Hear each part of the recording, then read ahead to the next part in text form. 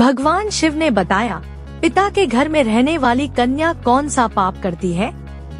एक दिन की बात है जब देवी पार्वती पृथ्वी लोक पर भ्रमण करके भगवान शिव के पास आती है और कहती है, हे परम परमेश्वर, देवों के देव प्राणनाथ, आज जब मैं मृत्युलोक पर भ्रमण कर रही थी तब मैंने देखा कि कुछ कन्याएं अपने पिता के घर में कई अधिक समय से रह रही हैं, जबकि पिछले युगों में कन्याओं का विवाह कम आयु में होता था और वे तभी से अपने पति के घर रहने को जाती थीं।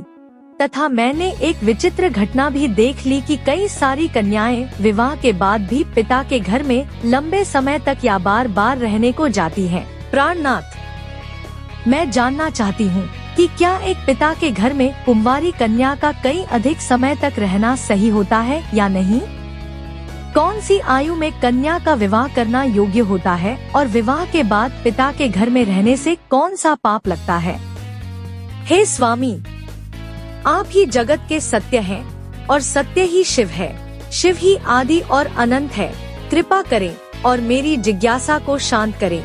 तब भगवान शिव मुस्कुराते हुए बोले, हे देवी पार्वती, आज आपने जो प्रश्न किए हैं वे समस्त मानव जाति के कल्याण हेतु अत्यंत महत्वपूर्ण हैं। आज मैं आपको इन सारे प्रश्नों के उत्तर इस एक सच्ची घटना के माध्यम से देता हूँ।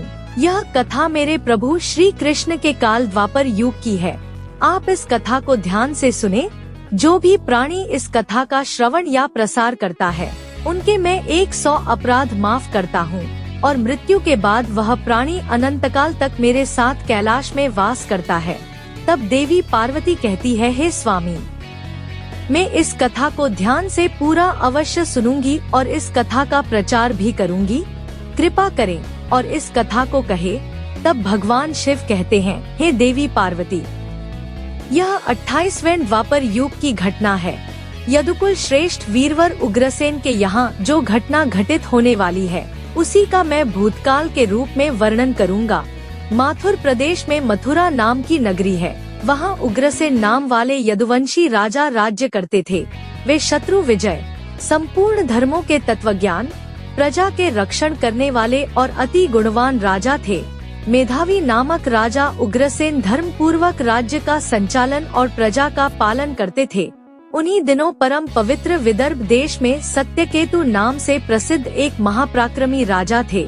उनकी एक पुत्री थी जिसका नाम धृषित था। वह सत्य धर्म का आचरण करने वाली अति सुंदर, गुणवान और चरित्रवान होने के कारण दूसरी लक्ष्मी के समान थी। मथुरा के राजा उग्रसेन ने उस सुंदर नेत्रों वाली धृषित से विवाह किया। उसके स्नेह और प्रेम से मथुरा नरेश मुग्ध हो गए। धृषित को वे अपने प्राणों के समान प्यार करने लगे। उसे साथ लिए बिना भोजन तक नहीं करते थे। उसके साथ क्रीड़ा विलास में ही राजा का समय बीतने लगा। भगवान शिव कहते हैं कि देवी पार्वती, धृषित के बिना उन्हें एक क्षण भी चैन नहीं पड़ता था। इस प्रकार से आने वाले प्रतिदिन उन दोनों पति पत्नी में प्रेम बढ़ने लगा। फिर कुछ समय के बाद विदर्भ नरेश सत्यकेतु ने अपनी पुत्री धृषित को याद किया और उसकी माँ भी उसे न देखने के कारण बहुत दुखी थी। फिर एक दिन उन्होंने अपनी बेटी के हालचाल जानने हेतु मथुरा नरेश उग्रसेन के पास अपने दूत भेजे। मित्रों, भगवान शिव कहते हैं, हे देवी पार्वती, दूतों ने वहां जाकर आदर पूर्वक राजा से कहा, महाराज, विदर्भ नरेश सत्यकेतु ने अपनी कन्या और इस राज्य की महारानी के कुशल समाचार जानने हेतु हमें यहाँ भेजा है। आपको हमारा सादर प्रणाम। अगर उनका प्रेम और स्नेह पूर्ण अनुरोध आपको स्वीकार हो तो राजकुमारी धृषित जी को उनके यहाँ भेजने की व्यवस्था कीजिए। वे अपनी पुत्री को देखना चाहते हैं। मित्रों, भगवान शिव कहते हैं, हे देवी पार्वती, राजा उग्रसेन ने जब दूतों के मुंह से यह बात सुनी तो वे भी प्रसन्न हो गए, क्योंकि वे भी चाहते थे रानी धृषित को आराम करने हेतु उनके पिता के यहाँ जाना चाहिए। तब उन्होंने स्नेह और उदारता के कारण अपनी पत्नी धृषित को विदर्भ राज के यहाँ भेज दिया। पति के भेजने पर धृषित बड़ी खुशी के साथ अपने मायके आ गई। वहाँ पहुंचकर उसने पिता के चरणों में प्रणाम किया। उसके आने से महाराज सत्यकेतु को भी बड़ी प्रसन्नता हुई। फिर भगवान शिव कहते हैं, हे देवी पार्वती, धृषित वहाँ अपनी सखियों के साथ मन से मुग्ध होकर घूमने लगी। पहले की ही भांति घर, वन, तालाब और राज्य में विहार करने लगी, क्योंकि वे विवाह के बाद पहली बार अपने पिता के यहाँ आई थी। यहाँ आकर वह फिर से बालिका बन गई। फिर कुछ दिन बीतने के बाद वह भूल गई कि उनका विवाह हो चुका है। उनके बर्ताव में अब लगाया संकोच का भाव नहीं रहा। फिर भगवान शिव कहते हैं, हे देवी पार्वती, एक दिन की बात है, रानी धृषित अपनी सखियों के साथ एक सुंदर पर्वत पर सैर करने के लिए गई। वहाँ एक रमणीय वन दिखाई दिया जो केलों के उद्यान से शोभा पा रहा था। उस पर भी फूलों की बहार थी। तब उस राजकुमारी ने देखा कि एक और ऐसा रमणीय पर्वत, दूसरी ओर सुंदर वन और बीच में स्वच्छ जल से भरा सर्वतोभद्र नामक तालाब है। एक छोटी बालिका की तरह वह उसकी सभी सखियों के साथ खेलने लगी। वे सभी इस संसार को भूल खेलकूद में मन से मग्न होकर पूरी तरह से डूब गई। फिर वे तालाब में उतर गई और हंसती गाती हुई जल क्रीड़ा करने लगी। मित्रों, फिर भगवान शिव कहते हैं, हे देवी पार्वती, उसी समय कुबेर का सेवक गोभिल नाम का एक दैत्य दिव्य विमान पर बैठकर आकाश मार्ग से कहीं जा रहा था। तब उसी समय तालाब के ऊपर आने पर उसकी दृष्टि मनमोहक सुंदर विदर्भ की राजकुमारी धृषित पर पड़ी, जो निर्भय होकर स्नान कर रही थी।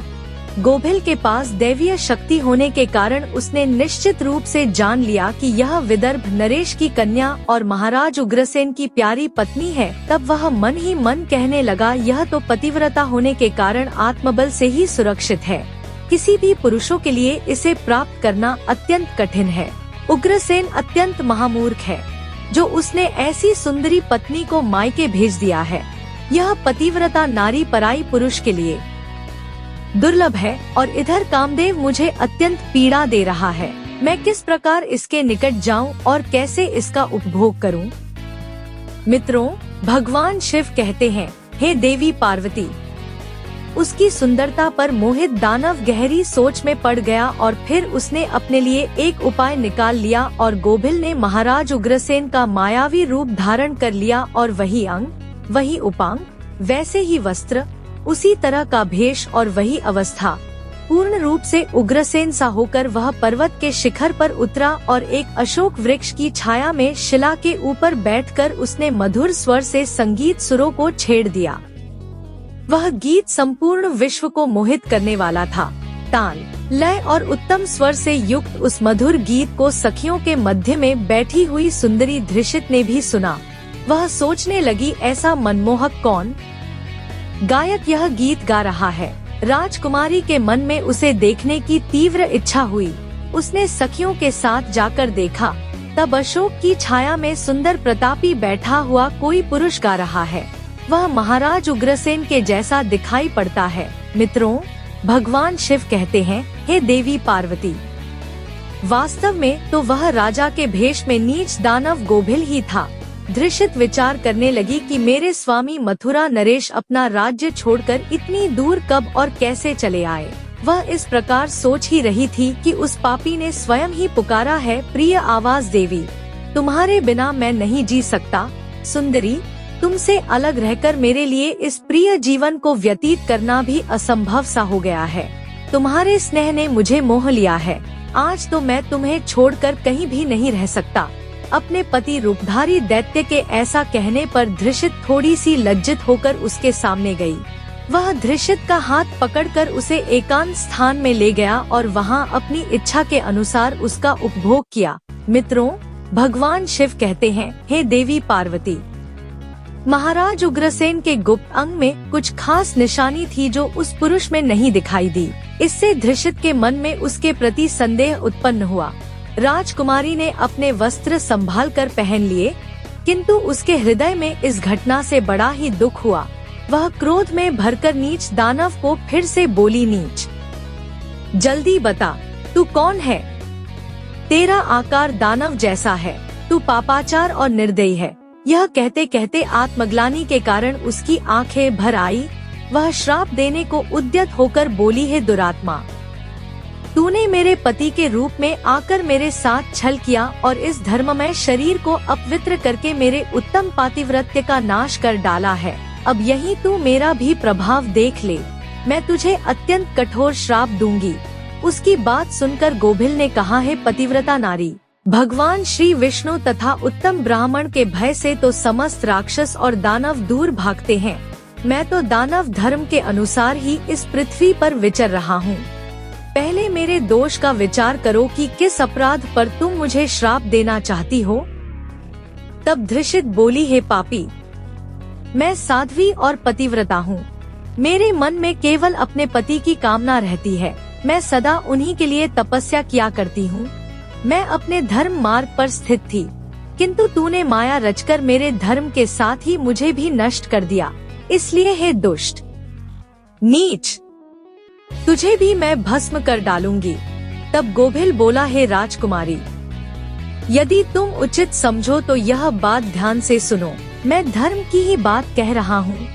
जो स्त्री प्रतिदिन मन, वाणी और काम से अपने पति की सेवा करती है, पति के संतुष्ट रहने पर स्वयं भी संतोष का अनुभव करती है, पति क्रोधी होने पर भी उसे कभी नहीं छोड़ती, उसके दोषों और गुनाहों की ओर ध्यान नहीं देती, उसके मारने पर भी प्रसन्न होती है और पति के सभी कामों में आगे रहती है, वही नारी पतिव्रता कही गई है। यदि स्त्री इस लोक में अपना कल्याण करना चाहती हो तो वह पतित, रोगी, अंगहीन, कोढ़ी, सब धर्मों से रहित तथा पापी पति का भी परित्याग न करे, जो पति को छोड़कर जाती और दूसरे कामों में मन लगाती है, वह संसार में सब धर्मों से बहिष्कृत व्यभिचारिणी समझी जाती है। जो पति की अनुपस्थिति में लालच में तरह तरह के व्यंजनों का स्वाद लेती हो तथा श्रृंगार करती है, उसे मनुष्य कुलटा कहते हैं। मित्रों, भगवान शिव कहते हैं, हे देवी पार्वती। गोभिल आगे कहता है, मुझे वेद और शास्त्रों द्वारा और मेरे गुरु के द्वारा प्राप्त धर्म का ज्ञान है। गृहस्थ धर्म का परित्याग करके पति की सेवा छोड़कर यहाँ किस लिए आई हो तुम? इतना होने के बावजूद भी अपने ही मुंह से कहती हो मैं पतिव्रता हूँ। कर्म से तो तुम्हें पातिव्रत्य का छोटा सा अंश भी नहीं दिखाई देता। तुम डर भय छोड़कर पर्वत और वन में मतवाली होकर घूमती फिरती हो, इसलिए पापिनी हो। मैंने यह महान दंड देखकर तुम्हें सीधी राह पर लगाया है। अब कभी तुमसे ऐसी धृष्टता नहीं हो सकती। बताओ तो पति को छोड़कर किस लिए यहाँ आई हो? यह श्रृंगार, यह आभूषण तथा यह सुंदर वेशभूषा धारण करके क्यों खड़ी हो? हे पापिनी, बोलना, किस लिए और किसके लिए यह सब किया है? कहाँ है तुम्हारा पातिव्रत्य? दिखाओ तो मेरे सामने व्यभिचार और स्त्रियों के समान बर्ताव करने वाली नारी। तुम इस समय अपने पति से 400 कोस दूर हो। कहाँ है तुमने पति को देवता मानने का भाव दुष्टा कहीं की? तुम्हें लज्जा नहीं आती? तुम्हें तो क्या मुझे ही अपने बर्ताव पर घृणा होती है? तुम क्या मेरे सामने बोलती हो? कहाँ है तुम्हारी तपस्या का प्रभाव? कहाँ है तुम्हारा तेज और बल? आज ही मुझे अपना बल, वीर्य और पराक्रम दिखा। तब धृषित बोली, और नीच असुर सुन पिताने, इसने वश मुझे पति के घर से बुलाया है, इसमें कहाँ पाप है? मैं काम, लोभ, मोह तथा डर के वश पति को छोड़कर नहीं आई हूँ। मैं यहाँ भी पति का चिंतन करती हुई ही रहती हूँ। तुमने भी छल से मेरे पति का रूप धारण करके ही मुझे धोखा दिया है। तब गोभिल ने कहा, धृषित, मेरी युक्ति युक्त बात सुनो। अंधे मनुष्यों को कुछ दिखाई नहीं देता। तुम धर्म रूपी नेत्र से हीन हो, फिर कैसे मुझे यहाँ पहचान पाती? तुम्हें ज्ञात था कि तुम्हारे पति इतनी दूर कभी नहीं आ सकते थे, फिर भी तुमने मेरे साथ संबंध बनाए। जिस समय तुम्हारे मन में पिता के घर आने का भाव उदय हुआ, उसी समय तुम पति की भावना छोड़कर उनके ध्यान से मुक्त हो गई थी। पति का निरंतर चिंतन ही नारियों के धर्म है। जब वही नष्ट हो गया है तो क्यों स्वयं को पतिव्रता कहती हो? मित्रों, भगवान शिव कहते हैं, हे देवी पार्वती। गोभिल कहता है, जब तुम्हारे हृदय की आँख ही फूट गई, तब ज्ञान नेत्र से हीन होने पर तुम मुझे कैसे पहचानती? गोभिल की बात सुनकर राजकुमारी धृषित जमीन पर बैठ गई। उसके हृदय में बड़ा दुख हो रहा था।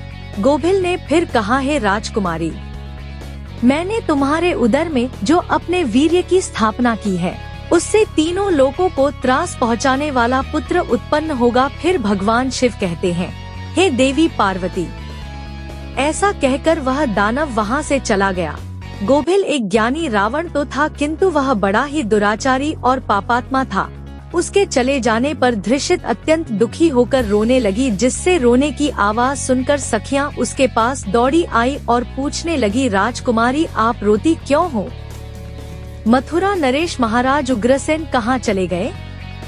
धृषित ने अत्यंत दुख से रोते रोते अपने चले जाने की सारी बात बता दी।